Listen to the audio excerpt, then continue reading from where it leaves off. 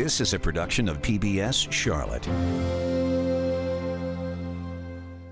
Tonight on Unspun, the line between business and government is getting harder to see, and the decisions made in one are driving the other. From prices at the checkout line to decisions about hiring, investment, and growth.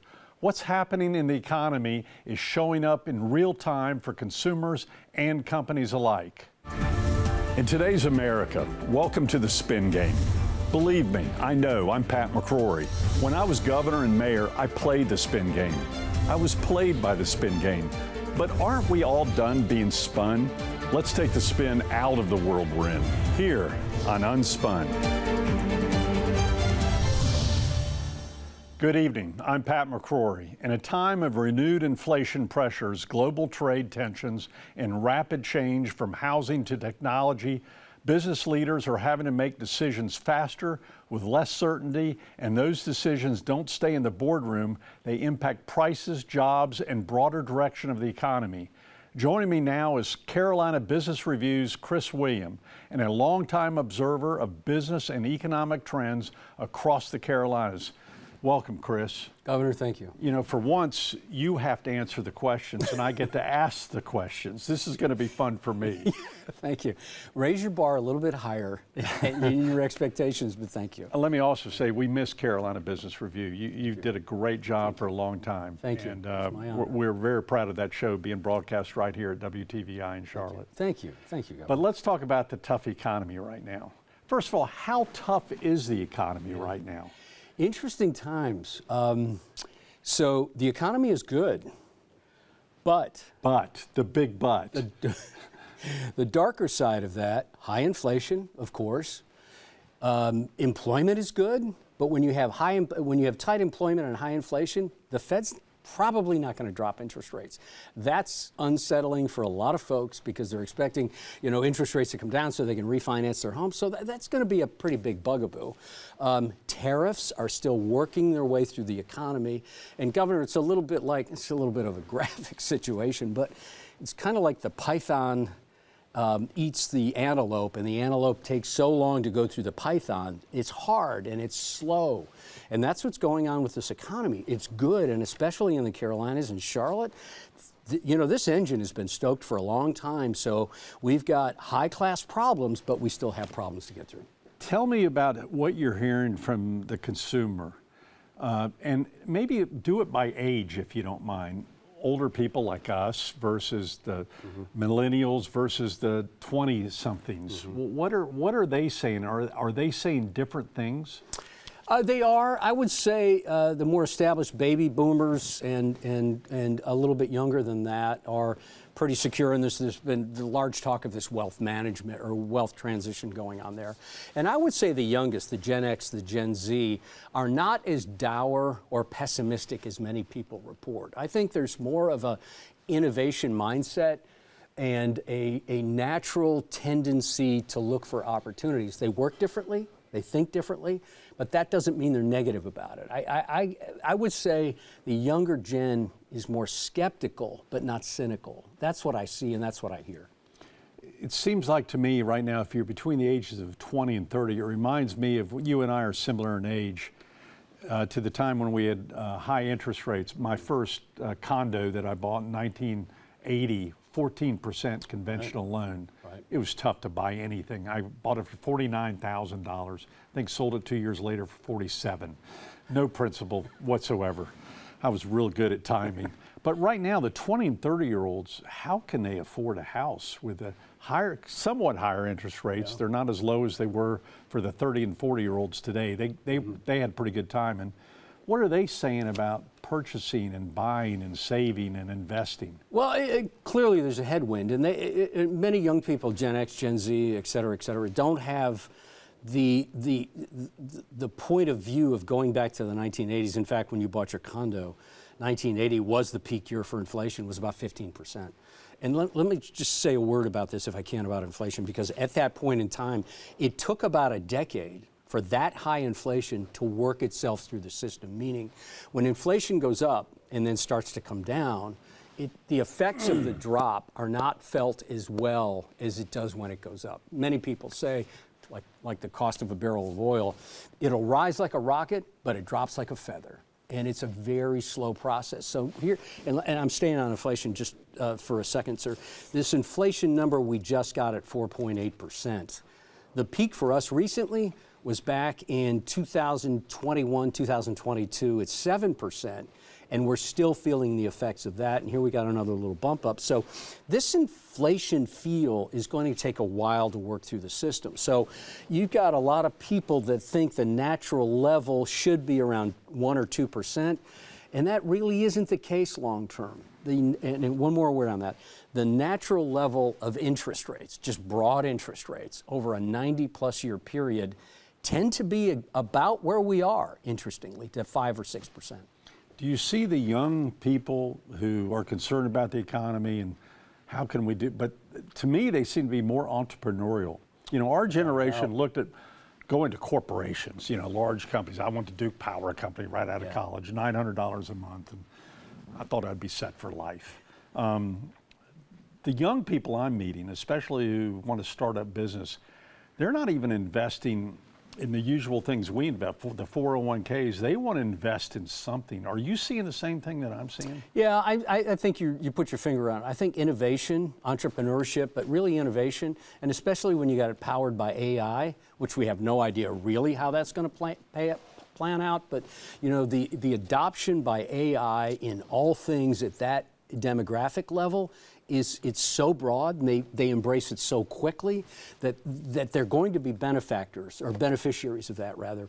And whether it's in an investment or whether it's their lifestyle or whether it's their careers, I think the way the innovation in AI will play out is going to be exceptional. Back in 08, during my last several terms as mayor, Charlotte was booming, just booming. And all of a sudden we started seeing the housing being impacted primarily in Texas and California. We were still booming. Then all of a sudden it hit Charlotte, maybe like 6 months later. Are we seeing a similar trend now where you're seeing housing all of a sudden, more houses up for sale in even Austin, Texas, which is similar to Charlotte, kind of a boom town, or Nashville, Tennessee? Are we a delayer, a lagging indicator in housing, or are we a leading indicator? Well, you know, that's a good question. I would say we're uncoupled to a large degree. And I would say we do mirror places like Myrtle Beach for a long time, and the Grand Strand was the hottest housing market, Charleston, Austin, Birmingham, right. Those type of smaller to mid-sized markets, and Charlotte would always compare itself to that. Charlotte is still very much a hot housing market, but not like it was. There are pockets in certain zip codes that remain strong with the higher end buyer, but there is a plateauing, there is a pausing. I don't know that it's going to go down dramatically, sir, but I think there's a pause in this go kind of arms race about trying to meet the bid on a house to compete. So I think that's a big thing. I think the other thing for Charlotte and Charlotte-Mecklenburg specifically is there's been so much capital investment here.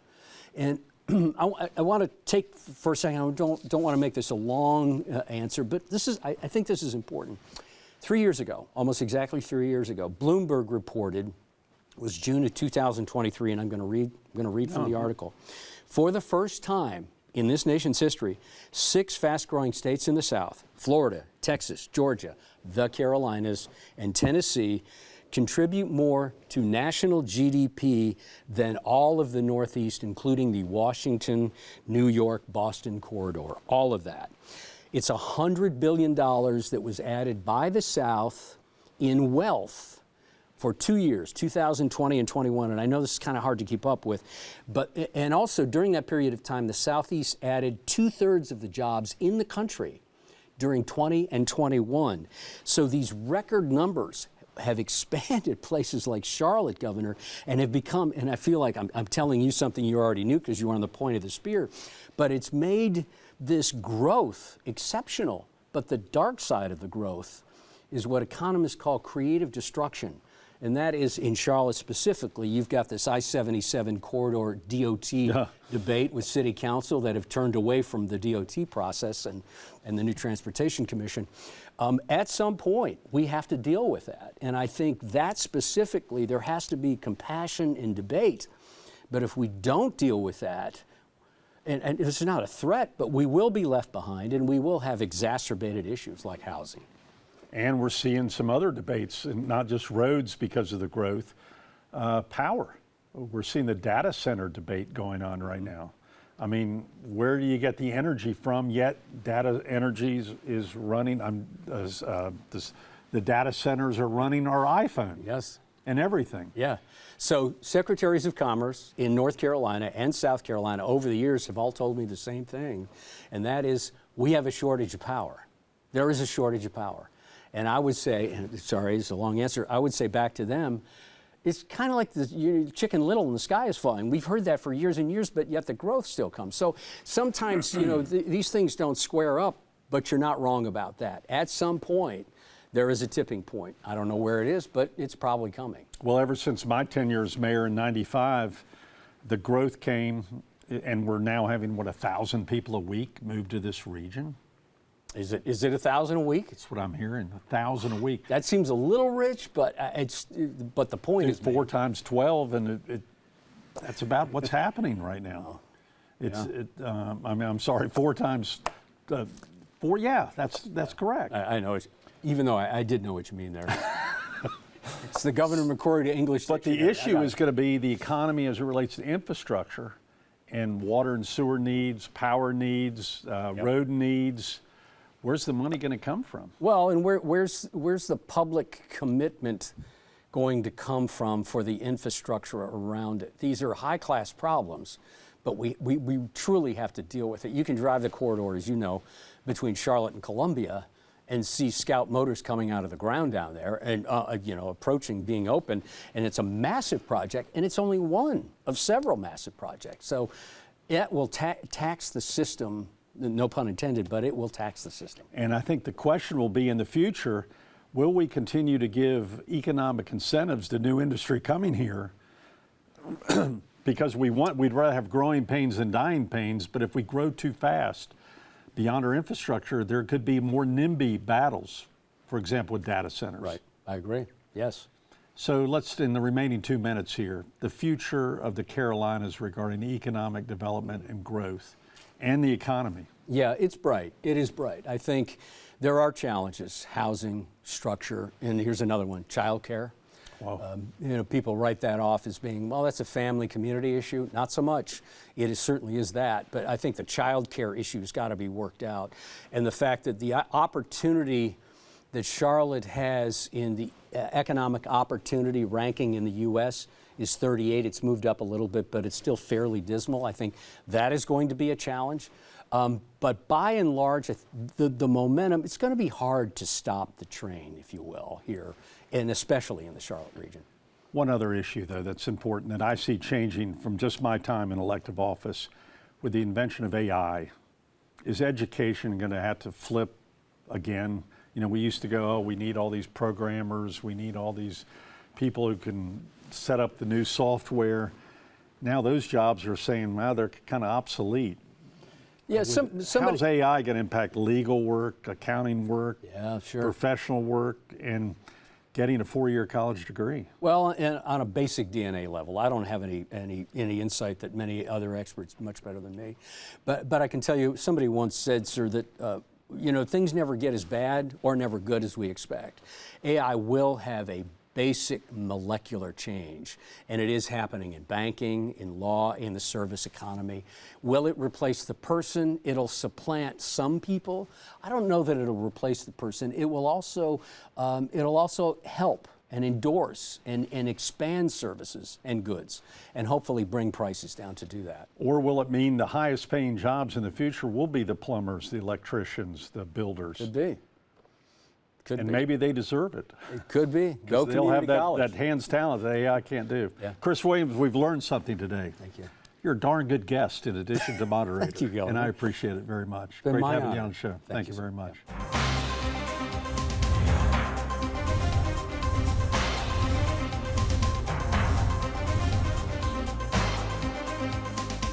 All right, time for our Unspun Top 5. Most people think the president or the governor or a mayor can snap their finger and change the economy.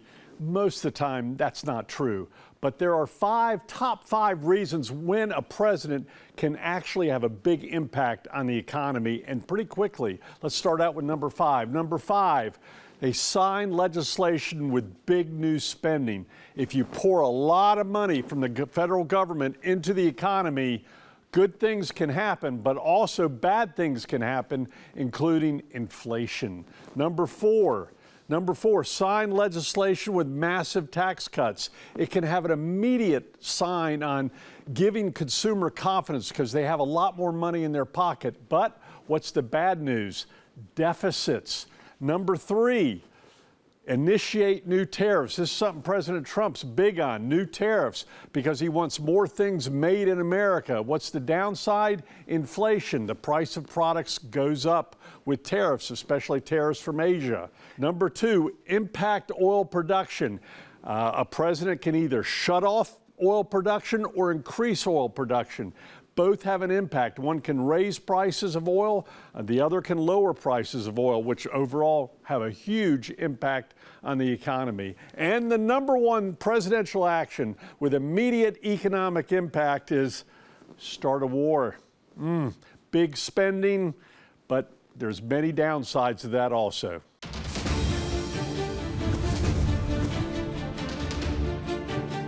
It's time now for One-on-One. Please welcome political writer Andrew Dunn back to the show. Andrew, it's great to have you on One-on-One. You know how much I love the media. That's right. Take questions from them. But this is a wonderful opportunity to have interaction, to see what the media is thinking about and what answers need to be questioned. Yeah, absolutely. Well, thanks for having me back, and loved hearing the conversation earlier with talking about the intersection of government and business, and they're absolutely intertwined. But I'm curious, when you were out recruiting companies to come to Charlotte, to come to North Carolina, what makes the bigger difference? Is it targeted incentives, or is it the broader business climate? I think it's the broader business climate, the infrastructure, the education, the availability of workforce was very important. Back in '95, when I was first elected mayor, we had to tell them where Charlotte was. Literally, this is Charlotte, not Charlotte, North Carolina, because Charlotte was new on the map. So we had to really market ourselves as a legitimate competitor to the larger cities throughout the United States, especially Atlanta and Tampa and Nashville and other cities. But Charlotte was known as Charlotte, North Carolina. The incentives made a difference. I think they're overrated. And I think if I were governor, my big fight as governor, in fact, with Phil Berger of the North Carolina Senate at the time, was lowering corporate tax rates. And we've constantly lowered them. I never got a negative feedback on lowering the corporate tax rate in North Carolina. Where I got negative feedback was our high income tax. And the executives who were making the decisions were looking at the income tax in North Carolina, almost 8% at the time. That would say, I'm going to Texas, or I'm going to Tennessee, or I'm going to Florida where there's no income tax. When we lowered it to 5 to 4%, it made a difference. They went, okay, that's enough of a difference to go, or not enough of a difference to move to North Carolina.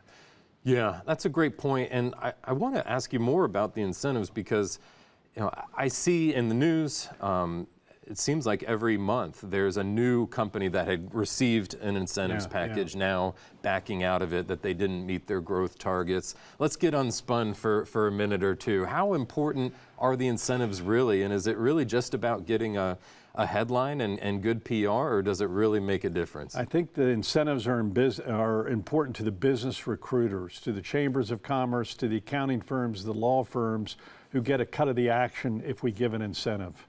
It's very important to them, and they'll tell the client or the executive who's reporting to the CEO or the board of directors, hey, I can also get you an incentive, and that guy will probably get a bonus for getting that incentive.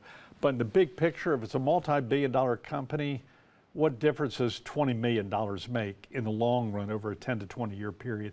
It's nothing.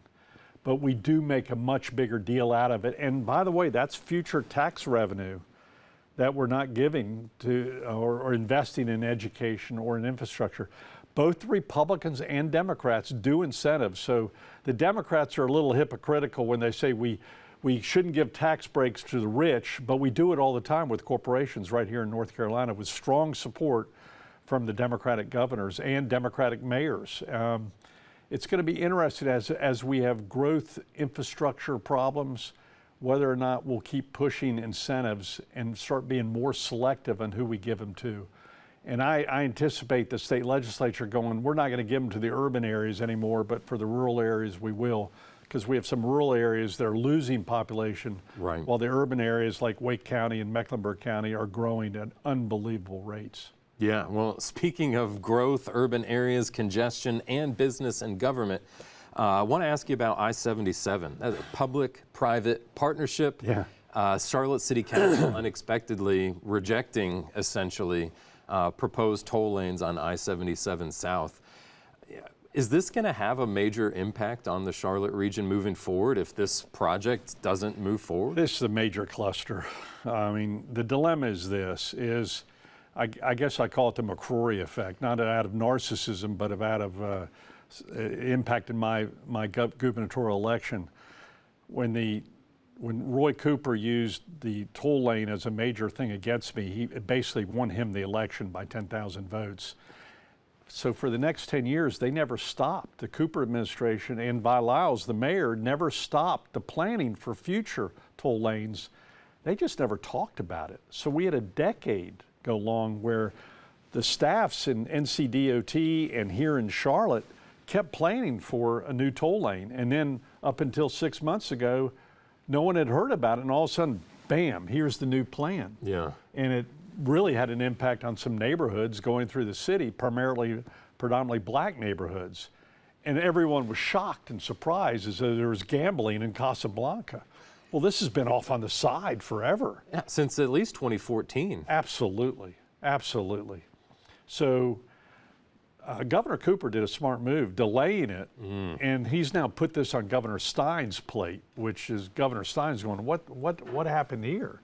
Yeah. But it's always been in the DOT plans. By the DOT secretary reports to the governor. Yeah, I mean, and I understand why, to be honest. I mean, I've talked with a lot of transportation experts, people who know a lot more about traffic patterns than I do, and they tell me that, at least with a toll lane, you have the option of moving fast. You can add free lane after free lane after free lane, and they just get clogged up. I mean, are there really any other options to solve urban traffic congestion other than this? There are other options, whether they're affordable or not to the state of North Carolina. It all comes down to money. The dilemma in this corridor is there room? And the end result may be that corridor will never be widened. So North Carolina's booming, Charlotte's booming. What do you think is the biggest threat to that growth? Is it public safety? Is it housing, schools? What's going to stop the growth if anything does? I always say public safety has to be our number one priority. If you start having high crime, you're going to scare off recruiting families and workers to North Carolina and to Charlotte. That's what was happening back in the early 90s, where we had a huge murder rate and high crime. If you don't solve public safety, people will leave your city. And I think that's what we saw in a lot of the Northeast area. But there are a lot of areas second and third below that. Housing, education, and affordability. The taxes will make a difference. So we appreciate you coming, but we do want to tease something that's coming on in the future. In fact, I want to talk to our wonderful WTVI audience that watches Unspun. We're going to have an opportunity for you to come visit the WTVI studios right here. And if you have any questions for me whatsoever, during a live show, you can come right here to Unspun Live. It's next Tuesday, May 19th at 10 a.m. To register, go to WTVI.org and you can sign up right there on the homepage. So we'd love to have you. Give us your feedback, ask us questions, be involved in the dialogue right here on Unspun Live. And we've run out of time. Thanks so much for being on Unspun 101. Thank you. Thank you.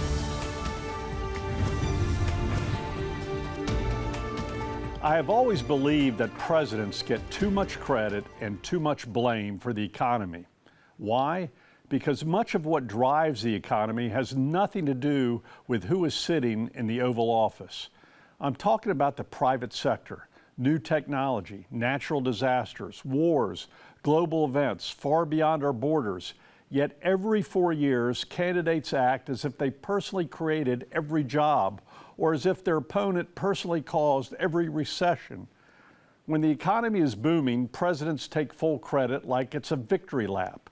When the economy is struggling, they run like hell from the numbers. But something important has changed over the past 2 decades. Presidents of both parties have relied more and more on executive orders instead of working through Congress. That trend accelerated under President Barack Obama. It continued under President Joe Biden and President Donald Trump, and he has expanded it in his second term even further, taking action on issues like tariffs and military action without legislative authority. To be fair, there's an advantage to this approach. When a crisis hits, a president can act quickly, and sometimes quick action is exactly what the country needs. But there is also a downside. Our founders designed a brilliant system of separation of powers for a reason. They didn't trust too much authority in the hands of one person, and neither should we. When power becomes too concentrated in any branch, the risk of abuse, overreach, and corruption grow. The courts have been doing their job and pushing back, but Congress, the branch specifically created to debate, compromise, and legislate, has too often been missing in action. Yes, working through Congress is slow, it's messy, like making sausage. And if you've ever seen sausage made, you may lose your appetite. But that messiness is not a flaw. It's a constitutional safeguard. It forces open debate, it requires consensus, and it prevents too much power from resting on one set of hands. It's time for Congress to wake up and do the job the Constitution assigned to it. Well, that's the truth as I see it. See you next time on Unspun.